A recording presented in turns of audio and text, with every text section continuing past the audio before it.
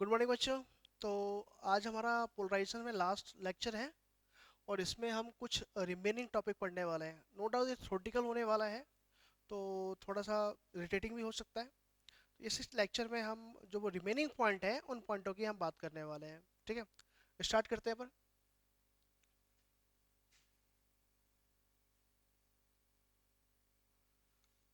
Okay, देखिए, method of polarisation हमने पढ़ लिया है। मेथड ऑफ जो पोलराइजेशन है उसमें हमने पढ़ा था, फर्स्ट जो हमने पढ़ा था वो ब्रूस्टर के लॉ के अकॉर्डिंग पढ़ा था। पोलराइजेशन बाय द रिफ्लेक्शन पढ़ा था। सेकंड हमने स्टडी जो की थी वो हमने स्टडी की थी डबल रिफ्रैक्शन के थ्रू हमने पढ़ा था। ठीक है। थर्ड जो हमने पढ़ा है, स्टडी किया है, वो है निकोल प्रिज्म की हेल्प से हमने किया है। और भी बहुत सारे मेथड हैं, जैसे कि बहुत सारे पैरेलल शीट की हेल्प से भी हम स्टडी करते हैं। रिफ्लेक्शन के थ्रू भी, रिफ्रैक्शन के थ्रू भी और भी मेथड है हमारे पास। ठीक है। तो उनमें से कुछ हमने डिस्कशन कर लिए थे। अब जो रिमेनिंग है वो जब मुझे एक्स्ट्रा टाइम मिलेगा उसमें मैं आपको समझाऊंगा। ठीक है। और उसमें से कुछ तो बियॉन्ड द सिलेबस है, इसलिए मैं डिस्कशन नहीं कर रहा। ठीक है। आज जो मुझे रिमेनिंग दो तीन पॉइंट ऐसे लग रहे हैं जिनमें बोर्ड एग्जाम में क्वेश्चन कई बार पूछ लिए जाते हैं, उन पॉइंटों की मैं बात करता हूँ। है थ्योरेटिकल ही, थोड़ा बहुत देखते हैं, इसलिए हो सकता है शॉर्ट वीडियो बने। और टाइम बचता है तो मैं एक बार जो इस चैप्टर में है उन पॉइंटों की हम बात कर लेंगे। तो सबसे पहले हमारे पास आता है, एक टॉपिक है polarization by the selective absorption. समझ में आ रहा है कि हमारे पास ये सारे के सारे जो डबल रिफ्रैक्शन था ना कैल्साइट क्रिस्टल का, उनमें से किसी का एक का ऑब्जर्वेशन कर लेना, दूसरे को पास करना। या तो पैरेलल जो वाइब्रेशन थे, parallel to plane of paper जो वाइब्रेशन थे, या तो उसका एब्जॉर्प्शन हो जाए या फिर किसका हो जाए, परपेंडिकुलर वाले का हो जाए, किसी एक का हो जाए। तो वही इसने बोला है polarization by the selective absorption की बात कर रहे हैं। तो थ्योरेटिकल क्या है वो एक बार थ्योरेटिकल देखते हैं, फिर मैं समझाता हूँ। कन्वे करने का तो मीन समझ में आ गया कि किसी दो वाइब्रेशन, दो जो वाइब्रेशन थे, parallel to plane of paper और दूसरा था perpendicular to plane of paper, perpendicular vibration to the plane of paper. ठीक है। क्या लिखा है देखो, सर्टेन डबल रिफ्रैक्टिव क्रिस्टल, मतलब ऐसे क्रिस्टल होते हैं जिनमें अगर एक लाइट एंटर होती है, इंसिडेंट होती है, तो रिफ्रैक्शन दो हो जाते हैं, दो रे में रिफ्रैक्शन होता है। मतलब दो रे, पैरेलल वाला और परपेंडिकुलर, उसमें रिफ्रैक्शन होता है। ये सभी क्रिस्टल में प्रॉपर्टीज नहीं होती, कुछ ही क्रिस्टल होते हैं। जैसे एग्जांपल के लिए कैल्साइट क्रिस्टल था। ठीक है। तो certain double refractive crystal have a property of the absorbing one of the double refracted beam to a greater extent than the crystal, ठीक है, than the other, than the greater extent than other। ठीक है। तो क्या है, again एक बार read करते हैं। certain double refractive crystal having the property of the absorbing one of the double refractive beam to a greater extent than other। ठीक है, कि वो क्या करता है, एब्जॉर्ब कर लेता है वाइब्रेशन को। या तो पैरेलल वाले वाइब्रेशन को ज्यादा एब्जॉर्ब कर लेगा, या परपेंडिकुलर वाले को। एक को ज्यादा एब्जॉर्ब करता है और एक को लेस करता है, तो दूसरा जो है वो पास हो जाता है उस क्रिस्टल से, और वही वाइब्रेशन हमें दिखाई देती है। ठीक है। ठीक है। ऐसे क्रिस्टल को the crystal showing this properties, मतलब जो क्रिस्टल ये बिहेवियर शो करता है, एक को एब्जॉर्ब ज्यादा कर लेता है, एक को लेस एब्जॉर्ब करता है। जिसको लेस करेगा वो फिल्टर हो आगे चला जाएगा, और जिसको ज्यादा एब्जॉर्ब कर लेगा वो उस क्रिस्टल से बाहर निकल ही नहीं पाता। एग्जांपल के लिए अगर मैं बोलूं, एक क्रिस्टल है ऐसे सिलेंडरिकल शेप में मान लेता हूं मैं। अब यहाँ से दो रे जा रही है, एक डॉट वाली जा रही है, एक एरो वाली, और एक डॉट वाली जा रही है। ठीक है, ऐसे जा रहे हैं। अब इसको ज्यादा ये एब्जॉर्ब करता है और इसको लेस, तो ये तो इससे बाहर निकलेगा ही नहीं, सिर्फ निकलेगा कौन, डॉट वाला। इसको लेस एब्जॉर्ब कर रहा है और इसको ज्यादा एब्जॉर्ब कर रहा है। ठीक है। ऐसे मटेरियल को, ऐसे क्रिस्टल को हम बोलते हैं डाइक्रोइक। ठीक है। This property are said to be dichroic, this phenomena known as the dichroid. मतलब ये जो प्रोसेस होती है जिसमें एक एब्जॉर्ब हो जाता है, दूसरा पास हो जाता है, उसे हम बोलते हैं डाइक्रोइज्म। और ऐसे मटेरियल को बोलते हैं डाइक्रोइक, जो ये करता है मटेरियल वो डाइक्रोइक, और ये जो प्रोसेस है उसको डाइक्रोइज में कहते हैं। तो क्या डाइक्रोइज और डाइक्रोइज तो आपको समझ में आया क्या? क्या बोला मैंने? कि वो पर्टिकुलर मटेरियल जो क्या कहते हैं, जो डबल रिफ्रैक्शन है उनमें से एक को ज्यादा एब्जॉर्ब करे, एक को लेस एब्जॉर्ब करे। जिसको लेस एब्जॉर्ब करेगा, एब्जॉर्ब का मतलब अपने अंदर ट्रैप कर लेगा, जिसको लेस एब्जॉर्ब करेगा उसको तो पास कर देगा, और जिसको ज्यादा एब्जॉर्ब करेगा उसको उसके अंदर ट्रैप कर लेगा। ठीक है? तो ये जो फिनोमिना, ये जो प्रोसेस हो रही है एब्जॉर्बिंग की, लेस एब्जॉर्बिंग, हाई एब्जॉर्बिंग, उस फिनोमिना को तो बोलते हैं डाइक्रोइज्म। और जो ये मटेरियल करता है उसको बोलते हैं डाइक्रोइक। समझ में आया क्या या नहीं आया?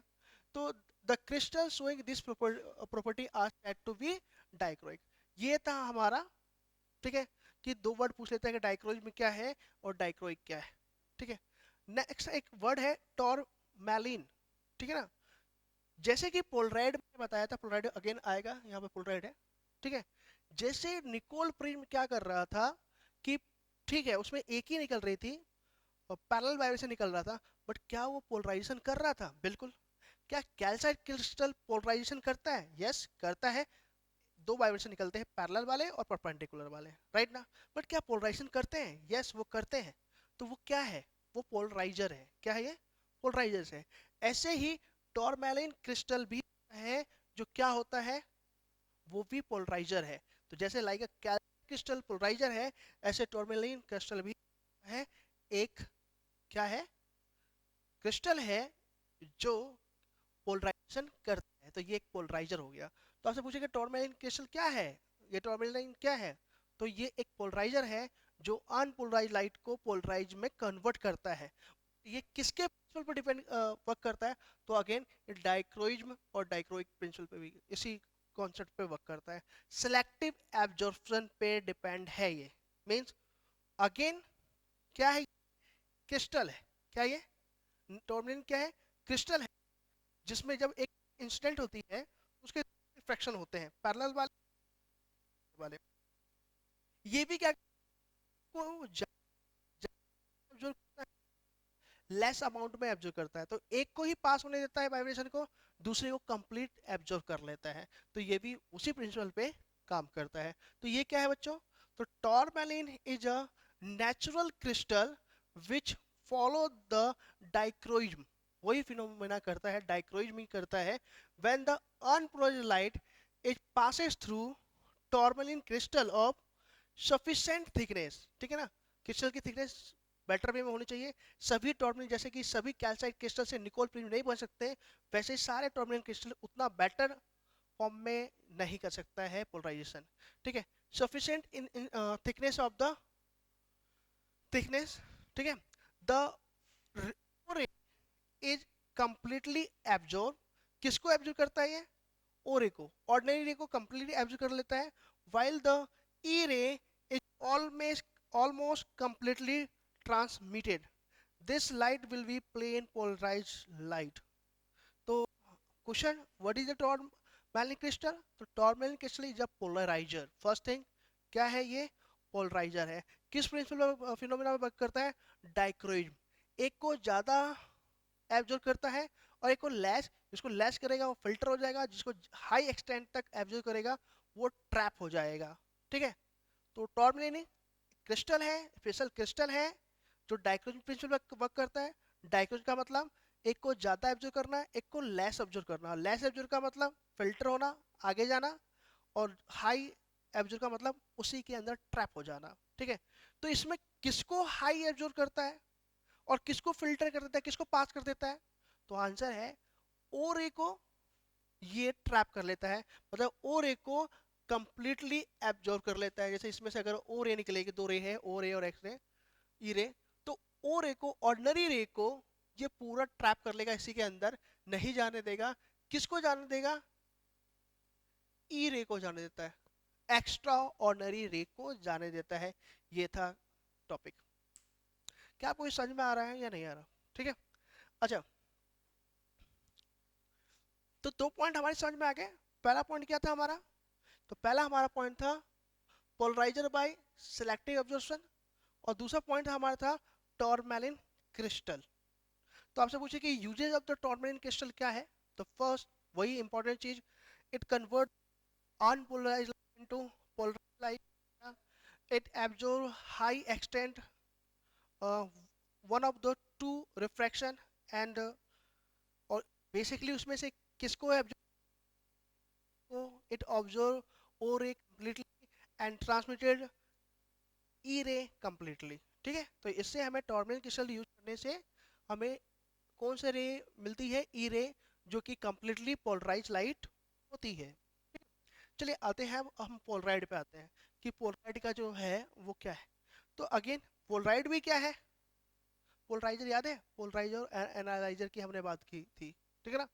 तो पोलराइजर और एनालाइजर, ठीक है। तो ये जो पोलराइड है, ये भी पहली बात क्या है, पोलराइजर है, सॉरी, ये भी एक क्या है, यस पोलराइजर ही है, ठीक है ना। क्या करता है ये भी क्या करेगा, ये भी करेगा आपका अनपोलराइज लाइट को पोलराइज लाइट में कन्वर्ट करेगा, तीनों वही चीज है, ठीक है ना। आगे, अब इसको बनाते कैसे हैं वो भी देखना इंपॉर्टेंट होता है, ठीक है। सबसे पहले देखते हैं क्या थ्योरेटिकल है, उसके बाद बात करते हैं। Polaroid are the commercial sheet which make use of the property of the selective absorption to produce plain polarized light। Polaroid भी किस प्रिंसिपल पर वर्क करता है, तो आंसर है पोलराइड भी सिलेक्टिव एब्जॉर्प्शन या डायोइज्म पर ही वर्क करता है। एक को ज़्यादा एब्जॉर्ब करेगा वाइब्रेशन को, और एक टाइप वाइब्रेशन को कम एब्जॉर्ब करता है या उसे कंप्लीटली फिल्टर कर देता है, हो गया ये। तो पोलराइजर है, सिलेक्टिव एब्जॉर्प्शन पे प्रिंसिपल पे वर्क करता है, ठीक है। बनाते कैसे इसको है वो देख लेते हैं, ठीक है बच्चों। देखो इसमें है पेस्ट ऑफ क्यूनिन, ठीक है ना। When a paste of quinine and iodosulphate made in the nitrocellulose, ये केमिकल है तो फिजिक्स में उतनी बेटर वे में मैं नहीं समझा पाऊंगा, सिंपल सॉल्यूशन हम टाइप से समझेंगे इसको। When a paste of quinine and iodosulphate made in the nitrocellulose is squeezed out through the fine slit, then the needle shape of crystal of quinine isosulfate parallel to optical axis. These crystals are highly dichroic. They absorb one of the double refracted beam completely, and the thin polarized sheet obtain, ये जो next point है आपका, one of the double refractive beam of completely, दो में से एक को complete absorb करेगा, दूसरे को pass कर देगा। The thin polarized sheet obtained between the two glass plate for the mechanical support। अब क्या है मैं समझा देता हूँ।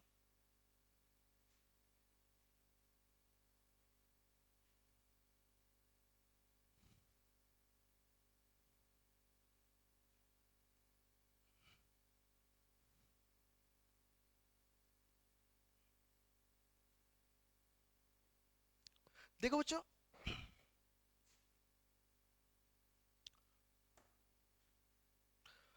समझते क्या है, आपने कई बार स्वीट शॉप पे गए होंगे, ठीक है। तो वहां पर जब भी हम लोग क्या करते हैं, आपने देखा होगा, घर पे भी देखा होगा, ये जो एक वर्ड है ना, इसको समझाना है कि ये वर्ड है क्या।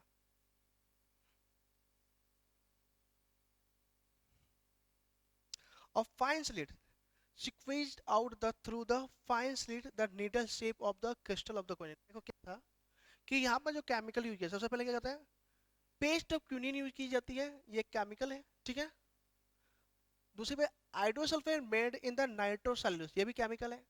इसमें होता क्या है कि इन सब का जो मिक्सचर है ना, वो एक स्टोरेज में कोई, जैसे एग्जांपल के मैं समझाता हूँ, ऐसे समझ लो आप कि आपने अगर आप गए होंगे हलवाई की दुकानों पे गए होंगे, तो कई बार आप उनको जलेबी बना, वहाँ पर क्या होता है कि वो कीप में रखते हैं, मतलब कुछ प्लास्टिक, उसके नीचे वाले सेक्शन में एक छोटा सा होल कर दिया जाता है, स्लिट कर दिया जाता है, और उसमें पूरे में वो जो भी है उनका जो मटेरियल होता है जलेबी बनाने का या जिसका भी, वो उसे फिलअप कर दिया जाता है।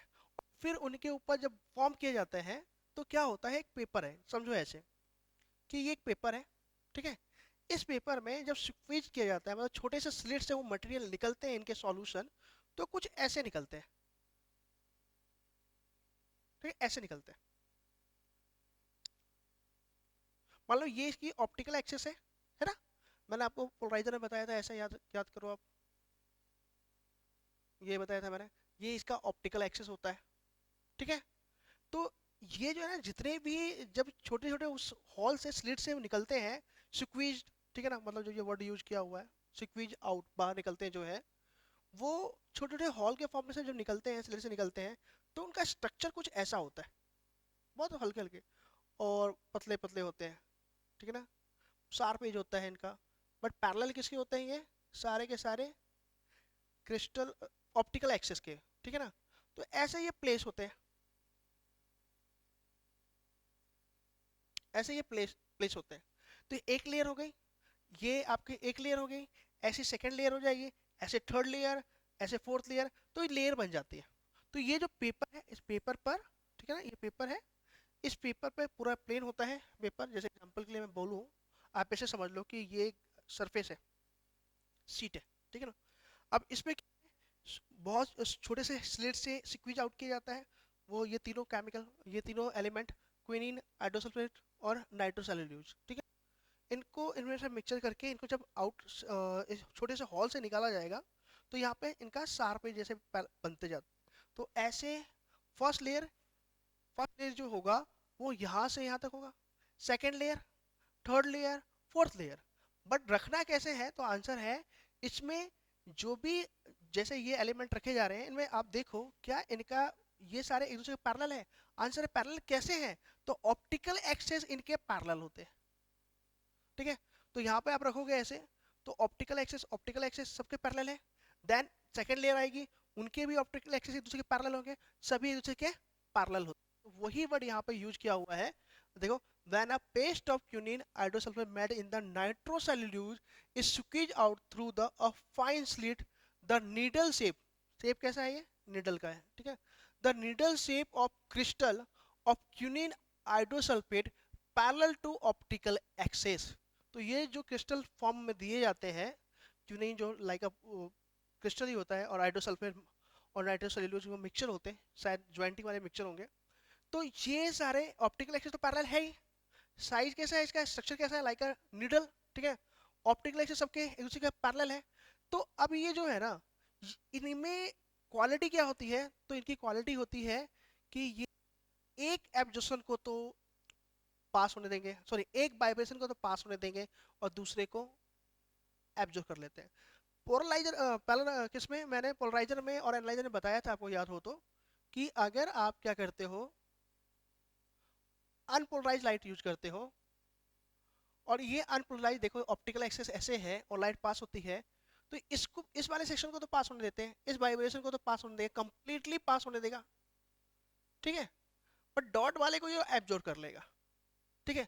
अगर सारे के क्रिस्टल एक्सेस, क्रिस्टल बोलता हूँ, ऑप्टिकल एक्सेस एक दूसरे पैरेलल है, तो सब वही वर्क करेंगे, सभी एरो को ही पास करेंगे, डॉट को रोक लेंगे, मतलब परपेंडिकुलर वाइब्रेशन को रोक लेंगे, एब्जॉर्ब कर लेंगे, और पास किसको तो देंगे, एरो के।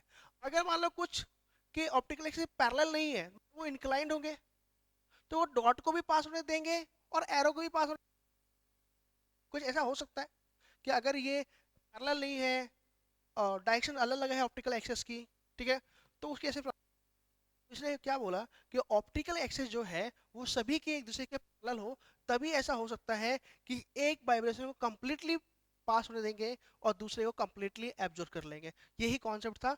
तो ये पेपर में है, ठीक है, अब बैक साइड नहीं बना सकता मैं, तो first layer, second layer, third layer, paper है एक, उसमें ये रखा जाता है। तो ऐसे ये बनाए जाते हैं।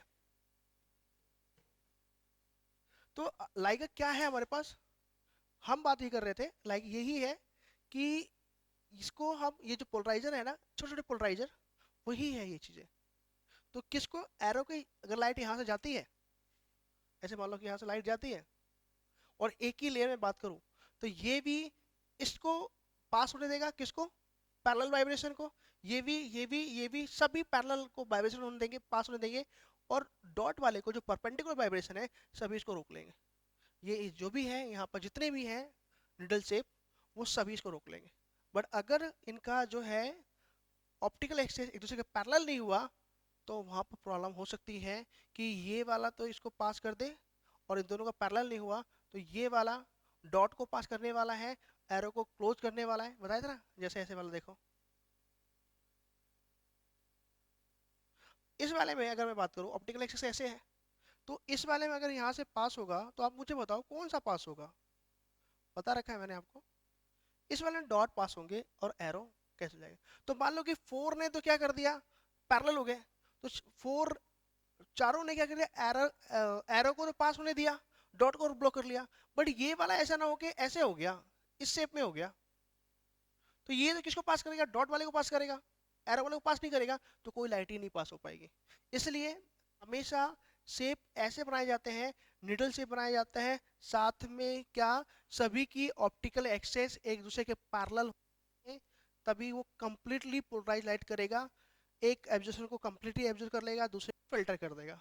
तो वही था। तो when a paste of quinine hydrosulfate made in the nitrocellulose is squeezed fine slit, the needle shape of crystal of quinine hydrosulfate parallel to optical axis, सभी की पैरेलल ऑप्टिकल एक्सिस है।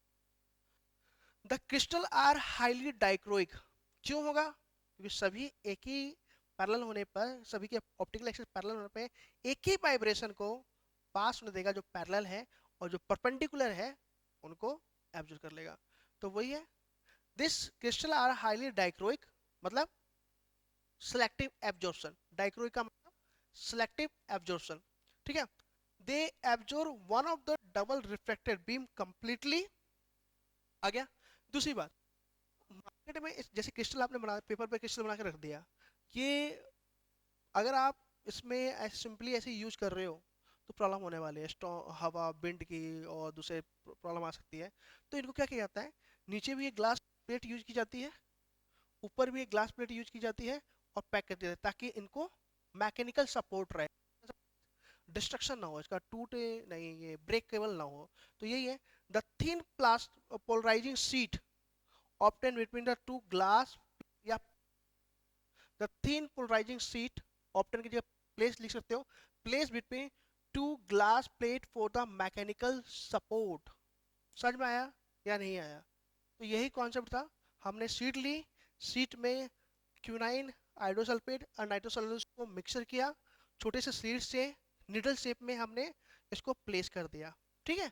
और उन सभी के निडल शेप का structure ऐसा इस वे में रखा है जिस सबकी क्रिस्टल एक्सेस, क्रिस्टल बोलता हूँ, ऑप्टिकल एक्सेस एक दूसरे के पैरेलल हो।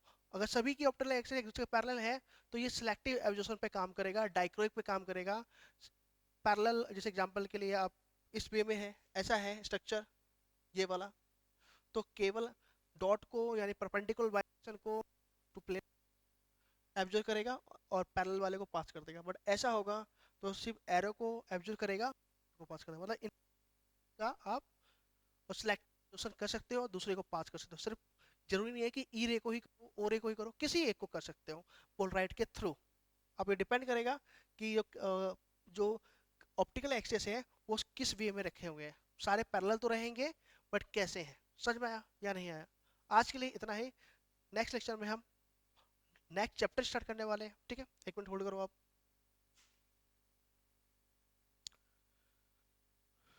तो बच्चों में हम जो बात कर, ये बात हमने कर ली है, ठीक है। कुछ और पॉइंट है नो डाउट बचे होंगे शायद। एक है रिजॉल्विंग पावर, ठीक है, और टेलीस्कोप माइक्रोस्कोप। तो फिलहाल मैं वो यहाँ पर नहीं बता रहा क्योंकि रे ऑप्टिक्स में टेलीस्कोप माइक्रोस्कोप का बहुत बड़ा सेक्शन है। तो रिजॉल्विंग पावर मैं वहीं पे बताऊंगा, क्योंकि अभी अगर मैं रिजॉल्विंग पावर बताने लग गया और वो टेलीस्कोप माइक्रोस्कोप टर्म यूज करेगा तो आपको समझ में, उसमें भी टाइप्स ऑफ टेलीस्कोप होते हैं, टाइप्स ऑफ माइक्रोस्कोप होते हैं, तो बता नहीं पाऊंगा। क्योंकि रे ऑप्टिक्स पहले आता है फिर वेव आता है, हमने वेव स्टार्ट कर दिया है, ठीक है। तो रे के कुछ पॉइंट इसमें यूज हो रहे हैं, तो हम पहले वहाँ पर स्टडी करेंगे, ऑप्टिक्स ऑप्टिक्स स्टडी करेंगे और टेलीस्कोप पढ़ लेंगे पूरा, माइक्रोस्कोप पढ़ लेंगे, तब यहाँ पर हम रिजॉल्विंग पावर सॉल्व करेंगे। तो रिजॉल्विंग में एक पावर टॉपिक बचा हुआ है। आईआईटी नीट के अकॉर्डिंग अब कुछ पॉइंट बाकी है, बोर्ड के सिलेबस के अकॉर्डिंग लगभग हो जाएगा, हो गया है। बट आईआईटी और नीट के अकॉर्डिंग कुछ बचे हुए हैं। अगेन आपको अगर पूछना है उनके क्वेश्चन तो आप सर से कंसल्ट करें और टाइम लीजिए। आज के लिए इतना ही, थैंक यू।